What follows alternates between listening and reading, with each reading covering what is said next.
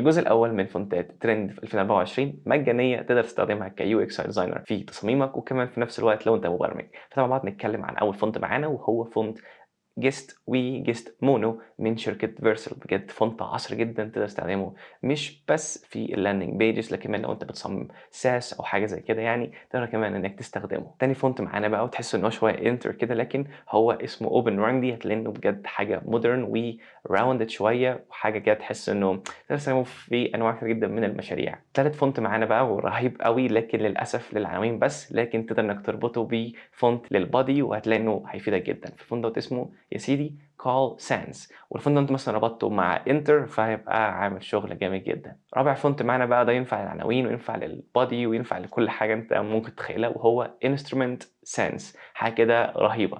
فبس لو الفونتات دي عجبتك اتمنى انك تشترك في القناه بتاعت اليوتيوب، وكمان على التيك توك، واشوفك ان شاء الله في الفيديو الجاي. مع السلامه.